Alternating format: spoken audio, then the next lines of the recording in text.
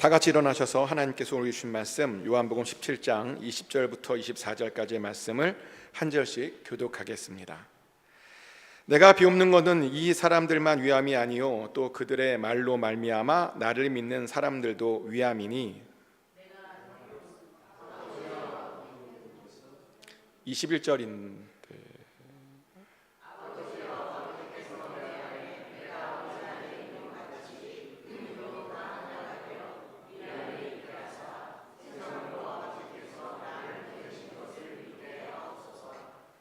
내게 주신 영광을 내가 그들에게 주었사오니 이는 우리가 하나가 된 것 같이 그들도 하나가 되어 되게 하려 함이니이다.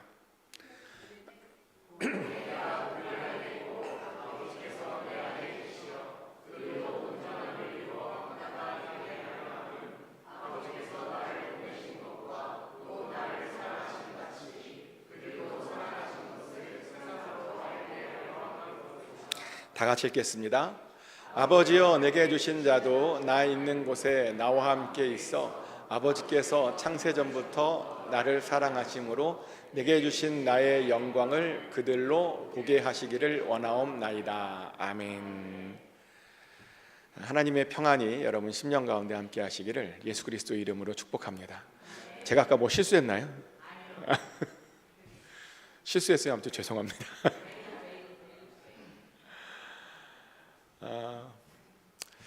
여러분들은 되게 무거운 얘기인데요. 여러분들은 죽을 때를 안다면 가장 마지막으로 뭘 하고 싶으십니까? 여러분이 죽을 때를 안다면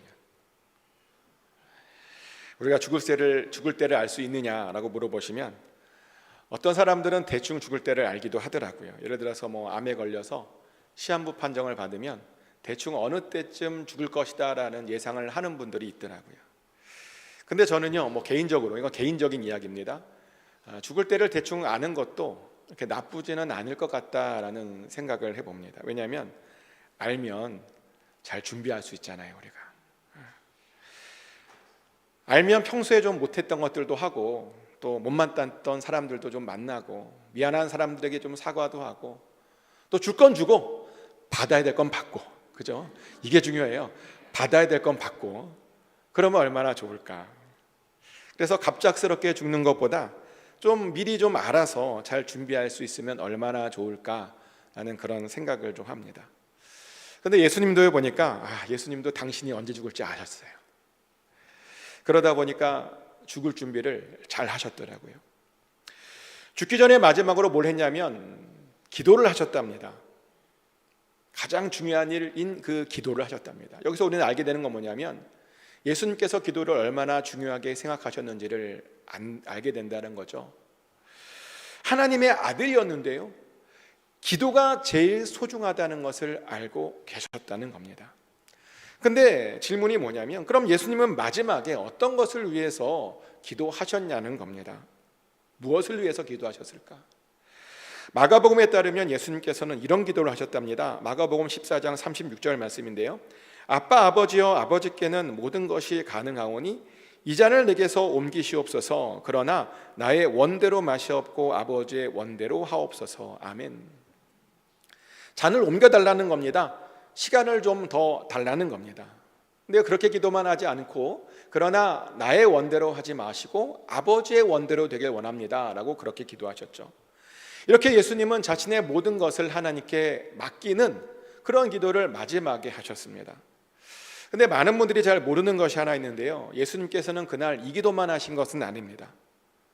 오늘 본문인 사도 요한의 기록에 따르면 예수님께서는 그 기도 외에 다른 기도도 더 하셨답니다. 그리고 요한복음 17장이 바로 그 다른 마지막 기도 내용입니다. 요한복음 17장에 나와 있는 예수님의 기도는요, 크게 세 부분으로 나눌 수 있는데요, 1절부터 8절까지는 앞으로 십자가를 지게 될 자신을 위한 기도를 하셨고요, 그러면서 자신을 영화롭게 해달라고 그렇게 기도하셨습니다. 그리고 9절부터 19절까지는 자신의 죽음 뒤에 남겨질 제자들을 위해서 기도했습니다. 그들이 어렵지만 잘 보존하고 잘 버틸 수 있게 해달라고 그렇게 간절히 기도하셨습니다. 그리고 20절부터 26절까지는 새롭게 제자가 될 우리들을 위한 기도를 하셨습니다. 놀랍게도 예수님께서 그 마지막에 우리들을 위한 기도도 먼저 미리 해 주셨다는 겁니다. 그럼 이제 궁금해지는 게 뭐냐면 우리들을 위해서는 어떤 기도를 하셨냐는 것이죠. 우리들에게 바라는 것이 뭐였냐는 겁니다.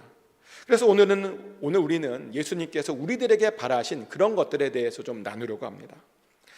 우리들을 위한 예수님의 기도는 다시 세 부분으로 나눌 수 있는데요.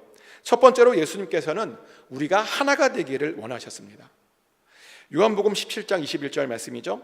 아버지여, 아버지께서 내 안에, 내가 아버지 안에 있는 것 같이 그들도 다 하나가 되어 우리 안에 있게 하사 세상으로 아버지께서 나를 보내신 것을 믿게 하옵소서. 아멘.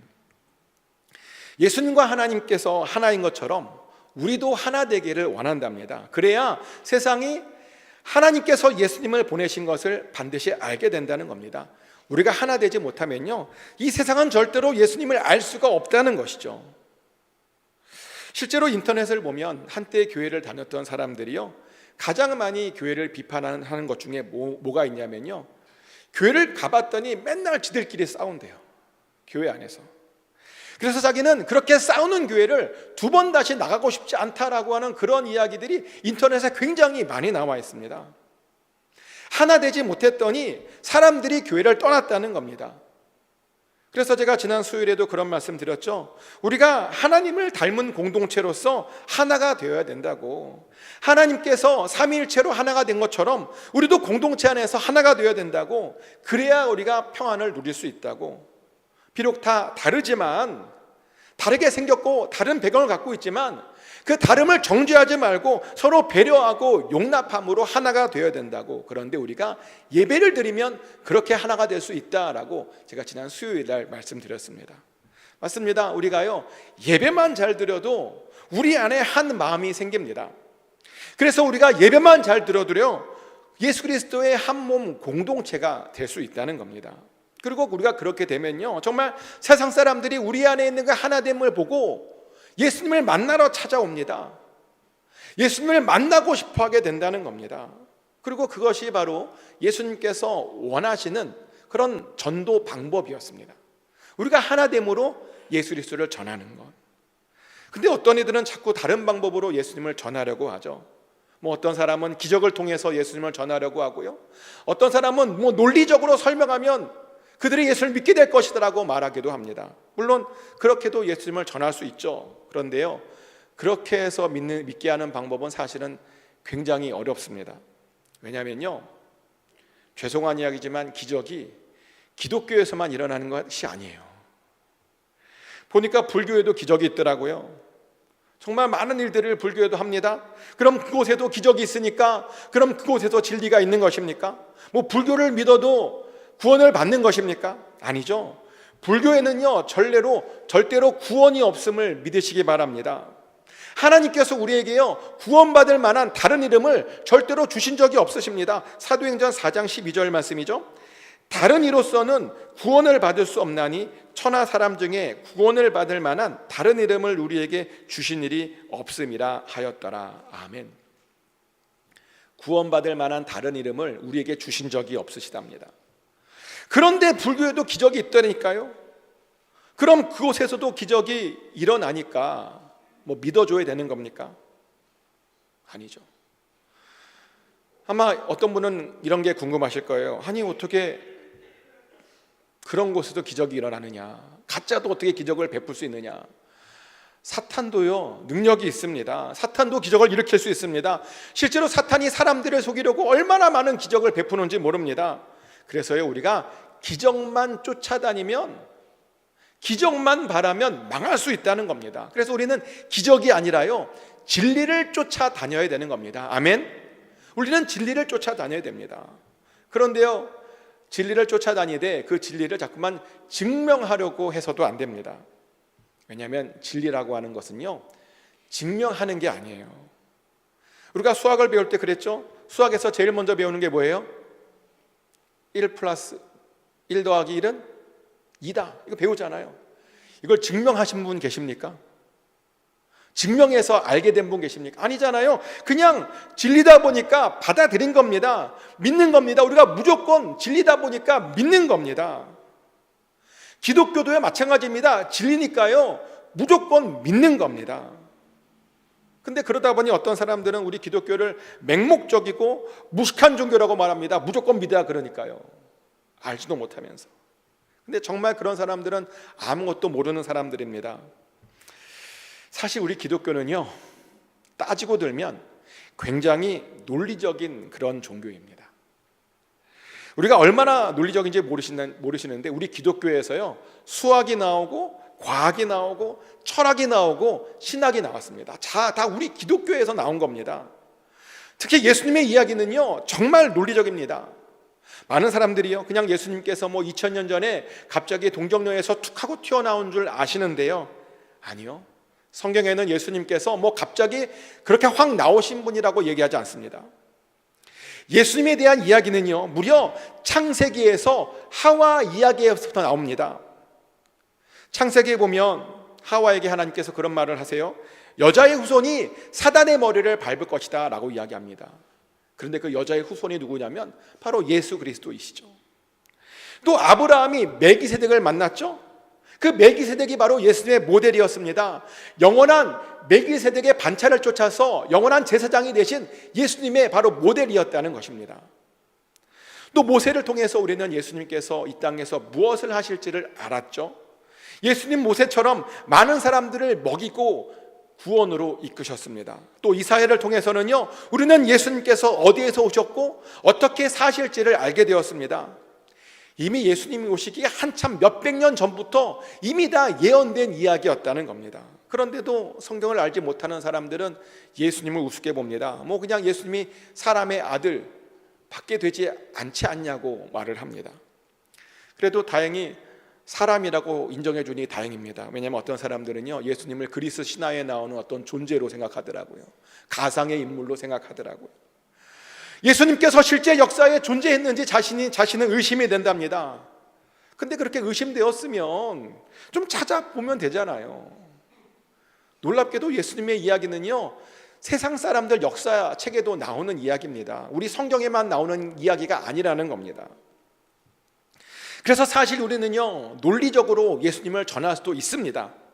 하지만 예수님께서 우리에게 원하시는 것은 그런 방법으로 전하는 것이 아니었습니다. 우리가 하나가 되어서 예수님을 이 세상에 알게 하는 그것을 바로 원하셨다는 겁니다. 그래서 우리는요, 사실 무조건 하나가 되어야 됩니다.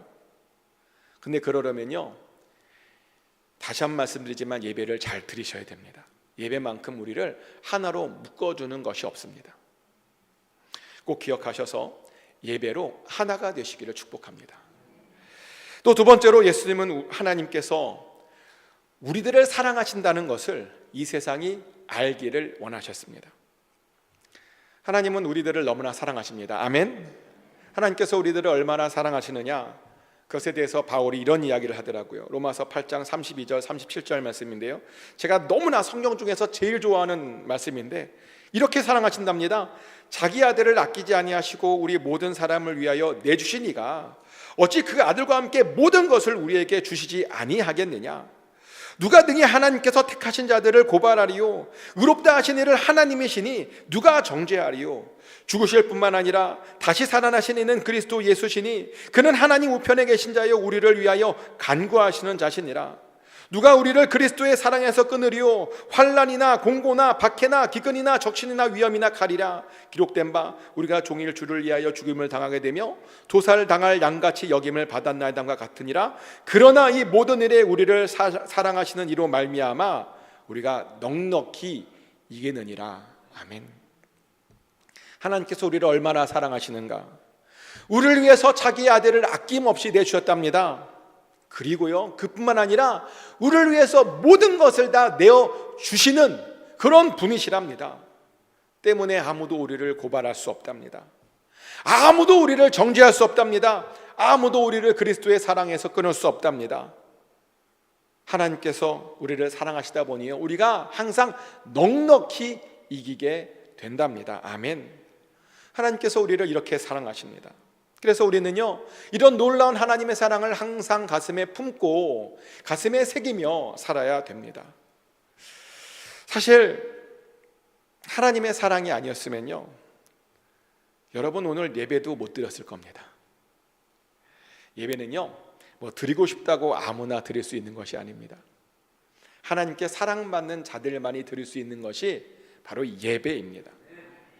저는 예배를 드리고 싶어도 예배를 드리지 못했던 사람들의 이야기들을 정말 많이 알고 있습니다. 전에 이런 일이 있었는데요. 어떤 가정이 예배를 드리러 오시겠다고 전화를 주셨어요. 그래서 예배 시간에 기다렸습니다. 근데 기다렸는데 아내분만 오시는 거예요. 그래서 아내분만 오셔서 물어봤어요. 남편분 왜 안 오시냐? 그랬더니 남편은 일이 있어서 조금 이따 오기로 했다고, 예배 중에 올 거라고, 기다리면 된다고. 그래서 같이 예배 드리면서 기다렸습니다. 근데 예배가 끝나도 오질 않으세요. 신교가 끝났는데도 오질 않으시는 거예요. 그래서 그 아내분도 당황하셔서 오기로 했는데 안 오니까 얼마나 당황하는지. 근데 알고 보니까요, 오시는 길에 교통사고가 난 거예요. 오다가. 그래도 다행인 거는 차만 망가져서 얼마나 다행인지. 근데 그분이 그래요. 예배 너무 드리고 싶었는데 교통사고가 나서 못 드렸다고. 정말 예배를 사모했는데 예배를 드리지 못해서 얼마나 억울한지 모른다고 그런 말씀을 하시는 거예요. 그때 알게 되었습니다. 예배는요, 드릴 수 있다라고 하는 것이 이미 기적이고 은혜이구나. 아멘. 내가 드리고 싶다고 드릴 수 있는 것이 아닙니다. 하나님의 은혜가 아니면요, 절대로 우리는 예배를 드릴 수가 없다는 겁니다. 근데 정말 그래요. 예배 드리고 있는 것만 해도요, 기적입니다. 그래서 예배를 드리고 있다는 것이요, 바로 하나님께서 우리들을 사랑하고 있는 그 증거라는 것입니다. 그러니 예배를 드리고 있다면요, 사실 안심하셔도 됩니다. 여러분 안심하셔도 돼요. 여러분 마음속에 있는 모든 염려와 걱정과 근심들 다 로마서 말씀대로 떨쳐내버려도 됩니다. 아무도 우리를 어떻게 할 수가 없습니다. 하나님께서 우리를 그렇게 사랑하신다니까요. 자기 아들을 내어주시고 우리에게 모든 것을 주실 정도로 사랑하신다니까요. 근데 이렇게 말하면 대부분은 또 어떤 분들은 이런 말을 해요. 나도 하나님께서 나를 사랑하는 걸 알고 있는데 알고 있는 걸 왜 이렇게 또 강조하는지 모르겠다고, 이제는 좀 지겹다고. 그런 분들도 있어요. 근데 제가 왜 이렇게 하나님께서 여러분들을 사랑하시느냐, 사랑하는 것을 강조하냐면요, 어떤 분들은 이렇게 강조해도 모르는 분들이 있기 때문입니다. 우리가 받고 있는 이 사랑이 얼마나 큰지를 아직도 여전히 깨닫지 못하고 사는 사람들이 제법 많습니다. 제가 어떻게 그것을 알고 있냐면요, 하나님께 사랑받는다는 것을 알고 있는 사람과 그렇지 못하는 사람들 사이에는 큰 차이가 사실은 있기 때문입니다. 우리가 연애했을 때를 한번 생각해 보세요. 연애를 막 시작했을 때 어떠하셨습니까? 상대방이 나를 사랑하고 있다는 사실을 알게 되었을 때 어떤 마음이 드셨습니까? 어떻게 행동하셨습니까? 막 구름 위에 떠 있는 것 같지 않으셨습니까? 안 그러셨어요? 그래야 되는 건데, 뭐 아무것도 하지 않았는데 막 굉장히 그냥 기쁘고 그냥 즐겁고 가진 것도 없으면서 그냥 다 가진 것 같고 뭐 그랬잖아요. 우리가 다 그랬잖아요.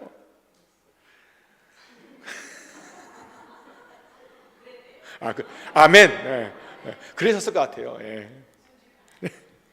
막 자랑도 하고, 그럼 막 사진도 보여주고 내가 사귀기로 했다 막 그러지 않았을까요? 근데 사실 그것이요, 사랑받는 자의 정상적인 모습입니다. 사랑받고 있으면 나도 모르게 기뻐지고 자랑하고 싶어지고 그런 게 사랑입니다. 근데 하나님께 사랑을 받아도 그렇다는 겁니다. 항상 기쁘고요, 항상 즐겁습니다. 항상 감사하게 되고 얼굴에는 미소가 떠나질 않습니다.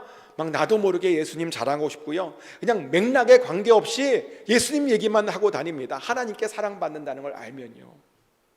왜 그런 분들 보셨잖아요.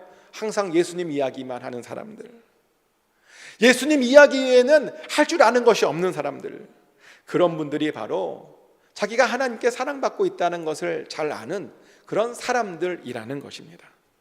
하지만요, 하나님께서 나를 사랑하신다는 사실을 알지 못하면 이런 모습이 보이질 않아요. 조금만 어려우면 불안해하고 염려하고 걱정하고, 혹시 잘못되는 것은 아닌가? 혹시 이러다 망하는 것은 아닌가?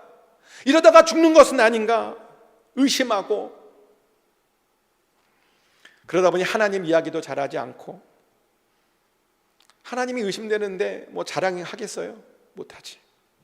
그런데 의심하지 마십시오. 여러분들이 예배드리고 있다라고 하는 것이 이미 사랑받고 있는 증거라니까요.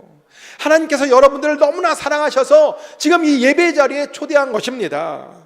그리고요, 사랑받고 있기 때문에 우리가요 넉넉히 이길 수 있는 겁니다. 뭐 간신히 이기는 것이 아니라 넉넉히 이길 수 있다는 것입니다. 그러니요, 사랑받으신 그 사랑을 깨닫고 항상 안심하며 평안하게 사시길 축복합니다. 또 마지막 세 번째로 예수님은 우리가 하나님의 영광을 보기를 원하셨습니다. 요한복음 17장 24절 말씀이죠. 아버지여, 내게 주신 자도 나 있는 곳에 나와 함께 있어 아버지께서 창세전부터 나를 사랑하심으로 내게 주신 나의 영광을 그들로 보게 하시기를 원하옵나이다. 아멘. 예수님께서 우리에게 원하신 것이 뭐냐? 예수님의 영광을 보는 것이었습니다.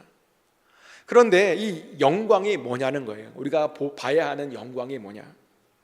어떤 신학자에 따르면 영광이란 하나님의 지상 임재를 인간이 인식하는 것이다 라고 말을 합니다. 즉 하나님께서 이곳에 임재하셨는데 그것을 알게 되는 것이 하나님의 영광을 보는 것이라는 겁니다. 또 다른 어떤 신학자는요, 영광은 하나님의 신성이 드러나는 것이다 라고 말을 합니다. 하나님에게 있는 하나님의 어떤 성품들이 우리 삶 가운데 나타나는 것이 바로 하나님의 영광이라는 겁니다. 또 어떤 신학자는요, 영광이란 우리가 도저히 가까이 할 수 없는 어떤 거룩함이나 아니면 눈을 뜨고 볼 수 없을 것이 드러나는 것이라고 말을 합니다. 영광이 임하면요, 우리가 가까이 할 수 없답니다. 우리가 뭔가를 볼 수가 없다는 겁니다. 그리고 실제로 이런 영광을 본 사람들이 있었죠. 에스겔이 대표적인 사람인데요, 에스겔은 그발 강가에서 하나님의 영광을 보았습니다. 몇 주 전 수요 예배 시간에 제가 에스겔이 본 영광을 한번 제가 설명해 드렸는데 혹시 기억나십니까? 에스겔이 본 영광. 그때 제가 에스겔이 본 영광을 챗 GPT에다가 한번 물어봐서 그림으로 만들어서 보여드렸는데 한번 오늘도 한번 띄워주시겠어요? 네, 이게 에스겔서 1장을 집어넣고 챗 GPT한테 에스겔이 본 하나님의 영광이 어떤 모습인지 물어봤더니 이렇게 만들어주더라고요. 뭐 이런 영광을 봤대요. 뭐 어마어마한 광경을 본 겁니다. 물론 이 모습이 뭐 정확한 모습은 아닐 거예요. 근데 뭔가를 봤다는 거예요. 엄청 화려한 것을 봤다는 겁니다. 그런 것이 영광이라는 거죠. 그런데요, 더 정확히는 하나님의 영광이 이런 모습만 있는 것은 아닙니다. 성경에 보면요, 우리 얼굴에 하나님의 영광이 나타날 수 있대요. 모세가 그랬죠. 모세가 시내산에서 율법을 받았더니 모세의 얼굴에 하나님의 영광이 가득했답니다. 그래서 사람들이요 감히 그 모세의 얼굴을 쳐다볼 수 없었답니다. 또 사무엘상 4장에 보면요, 하나님의 언약궤 자체가 하나님의 영광이었다고 말합니다. 또 우리의 원수들이 망하는 것 속에서 우리는 하나님의 영광을 볼 수 있답니다. 출애굽기 14장 17절 말씀이죠. 내가 애굽 사람들의 마음을 완악하게 할 것인즉 그들이 그 뒤를 따라 들어갈 것이라. 내가 바로와 그의 모든 군대와 그의 병거와 마병으로 말미암아 영광을 얻으리니. 아멘. 이게 지금 이집트의 군대가 망하는 장면이거든요. 근데 그것을 통해서 하나님께서 영광을 드러내시겠다는 겁니다. 이렇게 영광은요, 우리 주변의 다양한 모습으로 우리에게 나타날 수 있습니다. 그럼 우리는 이런 영광들을 어떻게 해야 볼 수 있는 것일까요? 제가 여러분들에게만 비밀로 알려드리는 겁니다. 이거는 딴 데서 소문내시면 안 됩니다. 우리가 어떻게 이 영광을 볼 수 있는가, 어떻게 해야 볼 수 있냐면요, 예수님과 함께 있으면 무조건 영광을 경험할 수밖에 없습니다. 실제로 예수님의 제자들이 그랬죠. 예수님께서 제자들 중에 몇 사람만을 데리고 변화산으로 기도하러 가셨어요. 근데 이제 변화산 기도하시는데 예수님께서 변화가 되시죠. 뭐 얼굴이 해같이 빛나고 옷도 빛과 같이 휘어졌답니다. 그러자 제자들은요, 그 변화된 예수님의 모습 속에서 예수님의 영광을 보았다라고 말합니다. 예수님과요 함께 있었더니 예수님의 영광을 볼 수 있었다는 겁니다. 같이 있었을 뿐인데 그 영광을 체험할 수 있었다는 것이죠. 그래서 우리도요, 예수님께서 계신 곳에 있기만 하면 영광을 볼 수 있습니다. 얼마든지 그 영광을 우리가 체험할 수 있다는 겁니다. 그런데 이런 말을 하면 어떤 분은 또 이렇게 물어봐요. 예수님께서 모든 곳에 계신 것 아니었냐고. 물론 맞습니다. 예수님은 모든 곳에 계십니다. 하나님 보좌 우편에도 계시지만 모든 곳에 동시에 계실 수 있습니다. 그런데요, 보니까 예수님께서 더 특별하게 더 많이 계신 곳이 있더라고요. 어디에 그렇게 계시냐면 예수님의 이름으로 모인 곳에 예수님께서요 더 특별하게 계신다는 겁니다. 몇 사람이 모여도 상관없습니다. 두세 사람만 모이면 된답니다. 예수님께서 그렇게 우리가 모여 있으면 그곳이 어디든 항상 더 역사해 주신다는 겁니다. 그리고 그 말은요, 지금 이 시간에도 우리와 함께 계신다는 겁니다. 왜냐하면 지금 우리가 예수님의 이름으로 모여 있는 거잖아요. 예수님의 이름으로 모여서 예배드리고 있는 중입니다. 그래서 우리는 지금요 하나님의 영광을 지금 볼 수 있어야 합니다. 그래서 질문 드립니다. 우리가 볼 수 있어야 되는데 지금 보고 계십니까? 어떤 분은 보시고 계실 수 있고 어떤 분은 전혀 보시지 못할 수도 있습니다. 근데 왜 그런 차이가 나냐면요, 하나님의 영광을 보는 사람과 보지 못하는 사람들 사이에는 마음의 깨끗함의 차이가 있습니다. 하나님의 영광을 누가 보느냐? 마음이 깨끗해야 보는 겁니다. 실제로 예수님께서 이런 말씀하셨어요. 마태복음 5장 8절 말씀입니다. 마음이 청결한 자는 복이 있나니 그들이 하나님을 볼 것이미요. 아멘. 마음이 청결한 자들만이 이 자리에 역사하시는 그 하나님의 영광을 볼 수 있다는 겁니다. 마음이 깨끗해야 봐야 하는 것들을요 볼 수 있다는 겁니다. 그래서 제가 예배 시작할 때마다 항상 이렇게 고백하는 거잖아요. 예수 그리스도의 보혈로 우리를 깨끗하게 해주셔서 한 사람도 그냥 가는 일 없이 하나님을 볼 수 있게 해달라고 제가 그렇게 매주 예배 때마다 기도하는 것입니다. 마음이 깨끗해야 볼 수 있으니까. 하지만 어떤 사람들은 그 말에 아멘으로 고백하면 깨끗해지는데 어떤 사람은 아멘으로 고백하지 못해서 여전히 마음이 더러운 채로 예배 자리에 앉아 있다는 겁니다. 그러다 보니 하나님의 임재와 그 영광을 보지 못하더라는 겁니다. 다른 사람들은 다 보는데 혼자만 보지 못하고 그러고 있다는 겁니다. 그런데요, 그런 소외는 안 당해도 되는 소외입니다. 우리는요 마음을 깨끗이 해서 반드시 이 자리에 계신 그 하나님의 영광을 볼 수 있어야 됩니다. 그것이 바로 예수님의 마지막 우리를 위한 기도 제목이었습니다. 그러니 축복하는 것은 꼭 마음이 깨끗해지셔서 이곳에 임재하시는 그 하나님의 영광을 볼 수 있기를 축복합니다. 그래서 여러분들을 통해서 예수님의 기도 제목이 이루어지길 축복합니다. 이제 말씀을 정리합니다. 예수님께서 우리를 위해서 세 가지를 위해서 기도하셨죠. 첫 번째는 우리가 하나가 되어서 하나님께서 예수님을 이 세상 가운데 보내셨다는 것을 알게 되기를 위해서 기도하셨습니다. 그리고 또한 우리가 하나님께서 우리를 얼마나 사랑하는지를 우리가 알기를 위해서 기도하셨고요. 또 마지막으로 우리가 예수님과 함께함으로 하나님의 영광을 볼 수 있기를 위해서 기도하셨습니다. 이 기도 제목이 여러분의 삶을 통해서 이루어지시기를 축복합니다. 그래서 이 기도 제목에 응답의 주인공들 되시기를 예수 그리스도 이름으로 축복합니다. 다 같이 한 목소리로 기도하겠습니다. 기도할 때 하나님, 우리가 예배를 통해서 하나가 되게 하여 주시고 또 예수님께서 우리 가운데 있음을 알게 하여 주시고 또 하나님께서 우리를 얼마나 사랑하시는지 알게 해달라고, 그래서 하나님의 영광을 보게 해달라고 우리 다 같이 한 목소리로 시간 기도하겠습니다. 기도합니다.